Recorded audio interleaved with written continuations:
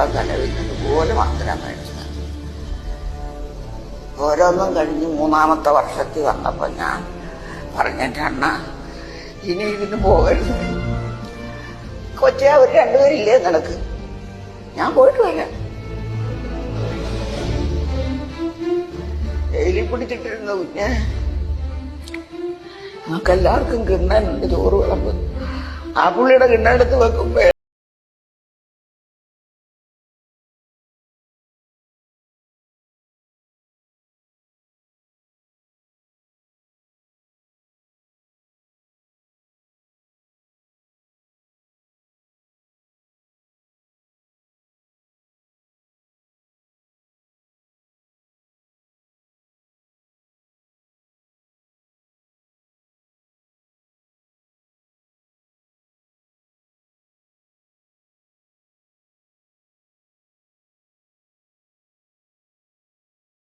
പതിനേഴ് വയസ്സുള്ളപ്പോ ഇവിടുന്ന് ഇറങ്ങിപ്പോയതാ പാർട്ടിക്കാര്യത്തിൽ. 17.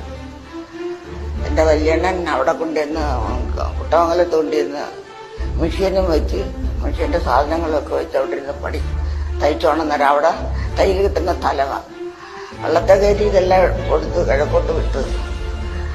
2 ആഴ്ച കഴിഞ്ഞപ്പോ അറിയുന്നു ഇതെല്ലാം വെച്ചിട്ട് പുള്ളി പാർട്ടി പ്രവർത്തനത്തിന് പോയി. 68 മുറി വിടുന്ന 68 മുറി വിടുന്നു. ഒരു ദിവസം പോലീസ് വിടുന്ന അങ്ങോട്ട് ചെല്ലുമ്പോ പുള്ളി പണ്ടേ കൂടെ പോയി കിഴക്കോട്ട്. ഇവരാണെന്ന് മനസ്സിലെടുത്ത് തുടങ്ങി ഒരു കെട്ട് കാടെടുത്ത് വില വെച്ചു. വിലയനാണെന്ന് തോന്നുന്നത്. കിഴക്കോട്ട് വന്ന് പിടി കൊടുത്തില്ല. ഇങ്ങനെ കടത്തിക്കൊണ്ട് അവര് പിന്നെ കമ്പി കണ്ടുകൊണ്ട് അടിച്ചിട്ട് പുറകോട്ട് മലന്നു പോയി.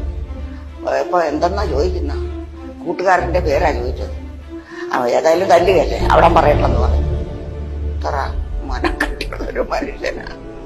നിങ്ങൾ തല്ലുകയല്ലേ, എന്റെ ഒന്നും കിട്ടുകയല്ല, ആ തല്ലിയണം പറയട്ടെന്ന് പറഞ്ഞു.